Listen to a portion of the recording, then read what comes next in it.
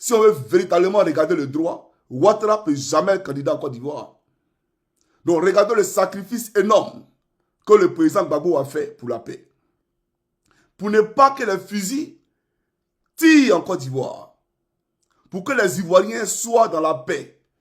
Le président Gbagbo, au nom de la paix, d'accord, s'est sacrifié et a permis à ce que ce perturbateur-là soit candidat. Parce qu'il a compris que c'était le seul gage, la seule porte qui nous restait pour aller à la paix. Et Laurent Gbagbo n'avait pas tort.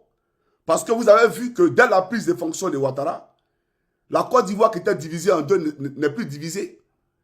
Les rebelles qui revendiquaient un certain nombre de droits d'après eux se sont volatilisés. Et aujourd'hui, force est de constater qu'ils sont promus à des postes de haute responsabilité dans notre pays, la Côte d'Ivoire. Donc, qui était véritablement les parrains? Qui était alors leur mandat? Ça veut dire que Laurent Gbagbo n'avait pas tort. Parce qu'il a vu la main qui était derrière. Il a compris que ces jeunes gens qui avaient pris des fusils là, leur parrain n'était rien d'autre qu'Alassane Draman Ouattara. Et que s'il faisait de celui-là un candidat, il allait avoir la paix définitive en Côte d'Ivoire. Et Laurent Gbagbo l'a fait. Aujourd'hui, Ouattara, dans l'exercice des fonctions de chef d'État, regardez l'ascenseur, regardez son comportement. Il refuse que M. Gbagbo soit candidat. Il refuse que M. Tidiane Thiam soit candidat. Il contraint M. Solo Kibafoury Guillaume à l'exil et il nous demande à nous, Ivoiriens, d'accepter ça. Alors qu'il n'est pas à son premier mandat. Nous sommes en train d'aller vers un quatrième mandat. C'est-à-dire qu'il a fait 3 mandats, 15 ans à la tête de notre pays, la Côte d'Ivoire. Et on nous demande à nous de nous taire, d'accepter cela. Voilà pourquoi je vous dis que vous comprenez désormais qui a envoyé la crise en Côte d'Ivoire et qui ne veut pas la paix dans notre pays. Parce que ce n'est pas ceux qui revendiquent aujourd'hui la candidature de Gbagbo et de Tidiane Thiam et de Soro qui ne veulent pas la paix. C'est celui qui les a écartés qui ne veut pas la paix. Parce que si véritablement il était attaché à la paix, si véritablement il symbolisait la paix, il allait permettre à chaque acteur de tous les partis politiques de candidater et les Ivoiriens libres à eux de choisir qui ils veulent. Vous comprenez?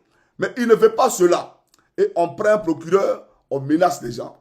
On prend un Apollo qui a oublié qu'il était gendarme, qui est devenu un politicien. Vous comprenez?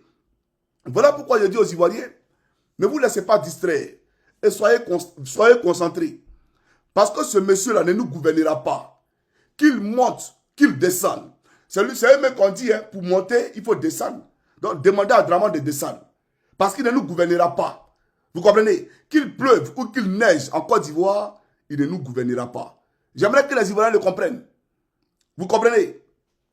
Regardez les pays du Moyen-Orient, du Proche-Orient, du Moyen-Orient. Voilà des pays qui ont acquis leur indépendance en 1975. C'est-à-dire 15 ans après l'obtention, d'accord, ou l'acquisition de notre indépendance en Côte d'Ivoire. C'est-à-dire qu'on a eu l'indépendance en 1960. D'accord? Mais eux, 15 ans après nous, mais aujourd'hui, tous les Ivoiriens, pour paraître sur les réseaux sociaux, d'accord, pour se donner de la contenance, affluent vers ces pays du Proche-Orient et du Moyen-Orient. Matin, midi, soir, ils sont à Dubaï. Matin, midi, soir, ils sont à Dubaï. Alors que quand la Côte d'Ivoire connaissait son premier miracle ivoirien, Dubaï était un espace désertique.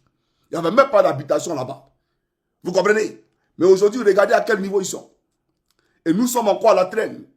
Alors qu'on ne peut même pas comparer le sous-sol que Dieu nous a donné à leur sous-sol. On ne peut même pas comparer la richesse que Dieu nous a donnée à leur richesse. Nous avons tout pour notre émancipation. Qu'est-ce que nous n'avons pas, nous? On nous parle de gisement baleine. Ce n'est pas gisement baleine. C'est Alévin, baleine. C'est Alévin que vous avez trouvé. Mais si vous dites gisement baleine, c'est on a trouvé du pétrole, mais ça ne reflète pas le vécu des Ivoiriens. Donc c'est l'Alévin que vous avez trouvé dans nos eaux là-bas. Donc j'aimerais dire aux Ivoiriens, voilà comment nous sommes à la traîne. Voilà comment nous sommes en retard. À l'époque, nos parents allaient en France, aux États-Unis, tout frais payé par l'État. D'accord? Pour étudier et pour revenir mettre leur potentiel à la disposition, d'accord, de l'État de Côte d'Ivoire. À l'époque, Houphouët-Boigny a compris que l'éducation était plus que primordiale. Il nous a envoyé des professeurs béninois. Moi-même, j'ai été enseigné par des professeurs béninois. Ils nous ont enseigné de façon à ce que nous aussi, on puisse avoir des professeurs. Aujourd'hui, la Côte d'Ivoire a ses professeurs. Vous comprenez? Mais à l'époque, on allait en France pas pour y rester. On allait en France pour revenir dans notre pays et pour se mettre, bien entendu, à la disposition de l'État de Côte d'Ivoire. Aujourd'hui, ce n'est pas le cas. On est haut fonctionnaire de l'État, mais on veut aller au Canada. On est haut fonctionnaire de l'État, on veut aller à Paris. On veut aller en Angleterre. Regardez même à Bouna. À Palois-les-Annes Touré, le lieutenant a envoyé des gendarmes pour aller mater les populations là-bas. Vous comprenez? Et arrivé à Bouna, parmi les gendarmes qui sont allés exécuter l'ordre d'Apalo et de Draman, il y a 2 gendarmes qui ont cambriolé un vieux.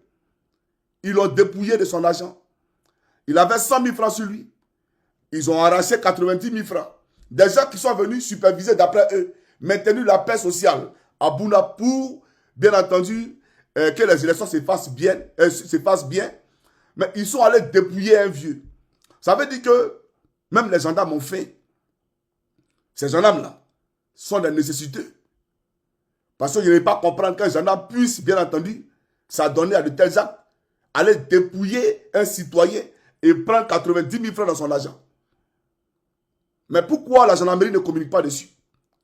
Pourquoi il ne dit pas que ces gendarmes l'ont fait? Parce que même ces gendarmes-là, pendant qu'ils sont sur le terrain, si quelqu'un les appelle pour leur dire on a un visa pour toi, tout de suite, tout frais payé, tu vas en France, il va laisser trahir là. Un calage pour fuir, pour aller en France. Vous comprenez? Donc, vous êtes tous dans le même panier comme des crabes. Leur salaire, c'est combien? Une somme dérisoire, banale. Ils appellent quoi maison baillée? Ces maisons précaires là, où ils habitent là. C'est comme ça qu'un homme doit vivre convenablement.